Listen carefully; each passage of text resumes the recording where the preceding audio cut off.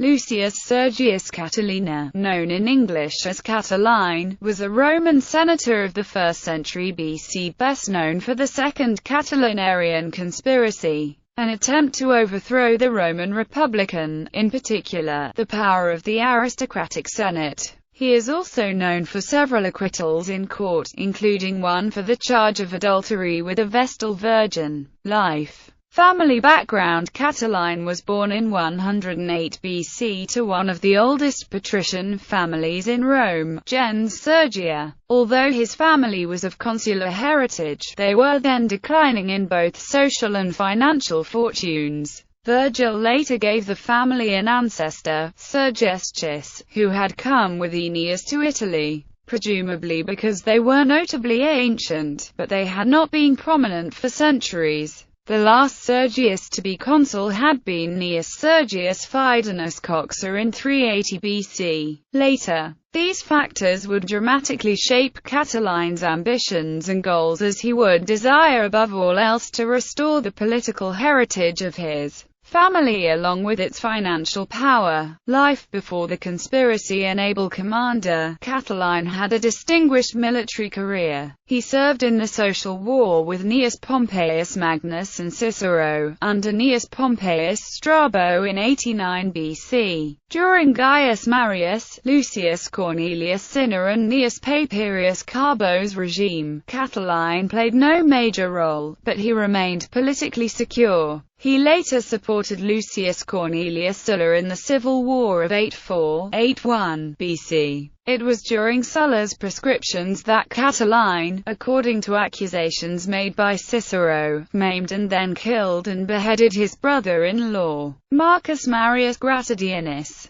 At the tomb of Catulus, he then carried the head through the streets of Rome and deposited it at Sulla's feet of the Temple of Apollo. He is also accused of murdering his first wife and son so that he could marry the wealthy and beautiful Aurelia Orestale, daughter of the consul of 71 BC, Gnaeus Aufidius Orestes. In the early 70s BC he served abroad, possibly with Publius Servilius Vatia in Cilicia. In 73 BC, he was brought to trial for adultery with the Vestal Virgin, Fabia, who was a half-sister of Cicero's wife, Terentia. But Quintus Lutatius Catulus, the principal leader of the Optimates, testified in his favor, and eventually Catiline was acquitted. He was praetor in 68 BC, and for the following 2 years was the pro-praetorian governor for Africa. Upon his return home in 66 BC, he presented himself as a candidate for the consular elections, but a delegation from Africa appealing to the Senate, indicting him for abuses, prevented this, as the incumbent consul, Lucius Volcatius Tullus, disallowed the candidacy. He was finally brought to trial in 65 BC, where he received the support of many distinguished men, including many consulars.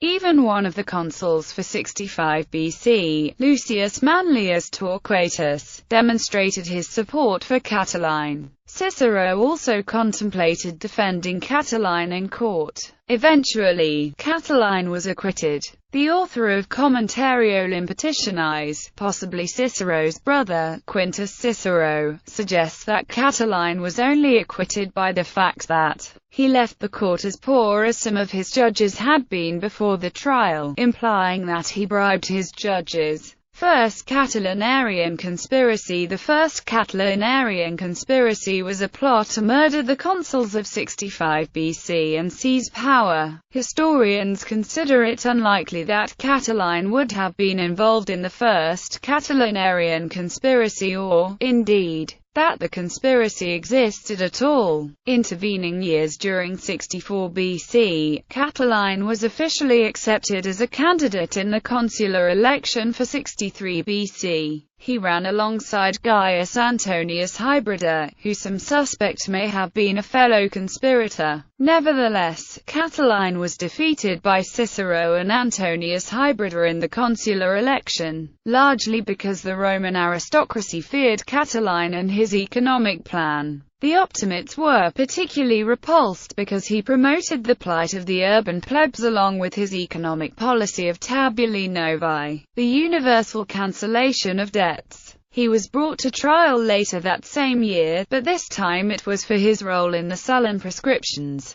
At the insistence of Cato the Younger, then quaestor, all men who had profited during the proscriptions were brought to trial. For his involvement, Catiline was accused of killing his former brother-in-law Marcus Marius Gratidianus, carrying this man's severed head through the streets of Rome and then having Sulla add him to the proscription to make it legal. Other allegations claimed that he murdered several other notable men. Despite this, Catiline was acquitted again, though some surmise that it was through the influence of Caesar, who presided over the court. Catiline chose to stand for the consulship again in the following year. However, by the time of the consular election for 62 BC, Catiline had lost much of the political support he had enjoyed during the previous year's election. He was defeated by two other candidates, Decimus Junius Silanus and Lucius Licinius Murena, ultimately crushing his political ambitions.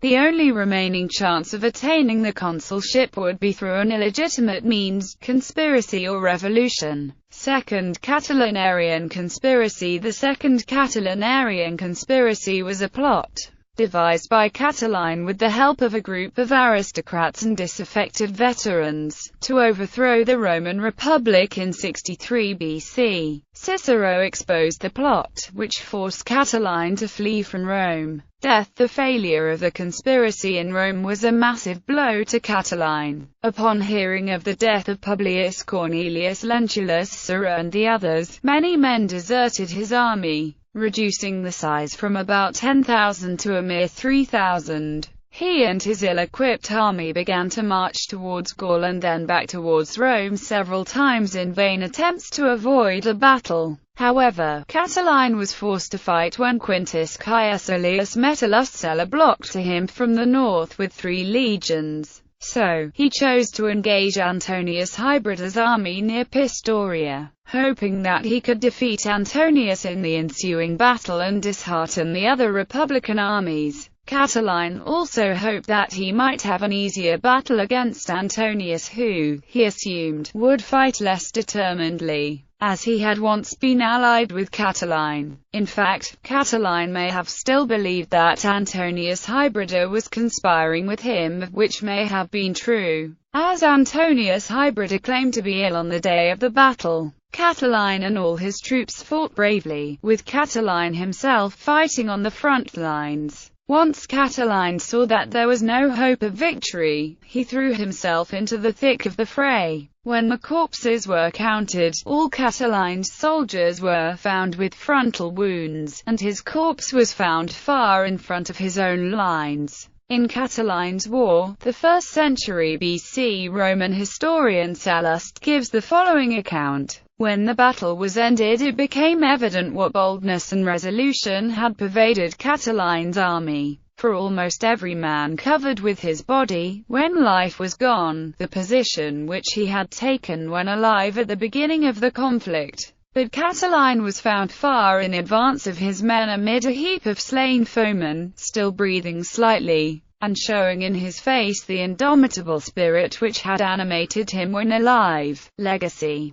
Catiline was found, far in advance of his men, among the dead bodies of the enemy, a most glorious death, had he thus fallen for his country. Florus, epitome de Tito Livia. After Catiline's death, many of the poor still regarded him with respect and did not view him as the traitor and villain that Cicero claimed he was. However, the aristocratic element of Rome certainly viewed him in a much darker light. Sallust wrote an account of the conspiracy that epitomized Catiline as representative of all of the evils festering in the declining Roman Republic. In his account, Sallust attributes countless crimes and atrocities to Catiline, but even he refuses to heap some of the most outrageous claims on him, particularly a ritual that involved the drinking of blood of a sacrificed child. Later historians such as Florus and Dio Cassius, far removed from the original events, recorded the claims of Sallust and the aforementioned rumors as facts. Up until the modern era, Catiline was equated, as Sallust described, to everything depraved and contrary to both the laws of the gods and men. Nevertheless, many Romans still viewed his character with a degree of respect. Well after Catiline's death and the end of the threat of the conspiracy, even Cicero reluctantly admitted that Catiline was an enigmatic man who possessed both the greatest of virtues and the most terrible of vices. He had many things about him which served to allure men to the gratification of their passions. He had also many things which acted as incentives to industry and toil. The vices of lust raged in him, but at the same time he was conspicuous for great energy and military skill. Nor do I believe that there ever existed so strange a prodigy upon the earth, made up in such a manner of the most various and different and inconsistent studies and desires. Cicero, pro Caelio Catiline spoke with an eloquence that demanded loyalty from his followers and strengthened the resolve of his friends. Without doubt Catiline possessed a degree of courage that few have, and he died a particularly honorable death in Roman society. Unlike most Roman generals of the late Republic, Catiline offered himself to his followers both as a general and as soldier on the front lines. While history has viewed Catiline through the lenses of his enemies, some modern historians have reassessed Catiline, such as Michael Parenta, in The Assassination of Julius Caesar. To some extent Catiline's name has been freed from many of its previous associations, and even to some the name of Catiline has undergone a transformation from a traitor and villain to a heroic agrarian reformer. Thus, some view Catiline as a reformer such as the Gracchi who met similar resistance from the government. However, many place him somewhere in between, a man who used the plight of the poor to suit his personal interests and a politician of the time no more corrupt than any other. Interestingly, in parts of Italy up until the Middle Ages the legend of Catiline continued to exist and was favorable to him. Still other scholarly texts, such as H. E. Gould and J. L. Whiteley's Macmillan edition of Cicero's In Catilinum, dismiss Catiline as a slightly deranged revolutionary, concerned more with the cancellation of his own debts accrued in running for so many consulships, and in achieving the status he believed his by birthright due to his family name. Fiction. At least two major dramatists have written tragedies about Catiline. Ben Jonson, the English Jacobean playwright, wrote Catiline His Conspiracy in 1611. Catiline was the first play by the Norwegian father of modern drama Henrik Ibsen, written in 1850. Antonio Salieri wrote an opera tragicomica in 2 acts on the subject of the Catiline conspiracy entitled Catiline to a libretto by Giambattista Casti in 1792. The work was left unperformed until 1994 due to its political implications during the French Revolution. Here serious drama and politics were blended with high and low comedy. The plot centered on a love affair between Catiline and a daughter of Cicero, as well as the historic political situation. Stephen Saylor has written the novel Catiline's Riddle, where the plot evolves around the intrigue between Catiline and Cicero in 63 BC. Catiline's conspiracy and Cicero's actions as consul figure prominently in the novel Caesar's Women by Colleen McCulloch as a part of her Masters of Rome series. SPQR2. The Catiline Conspiracy, by John Maddox Roberts discusses Catiline's conspiracy. Robert Harris's book Imperium, based on Cicero's letters, covers the developing career of Cicero with many references to his increasing interactions with Catiline. The sequel, Lustrum, deals with the 5 years surrounding the Catiline conspiracy, the Roman traitor or the days of Cicero, Cato and Catiline. A True Tale of the Republic by Henry William Herbert, originally published in 1853 in 2 volumes. A Pillar of Iron by Taylor Caldwell, published in 1965, tells of the life of Cicero, especially in relation to Catiline and his conspiracy against Rome.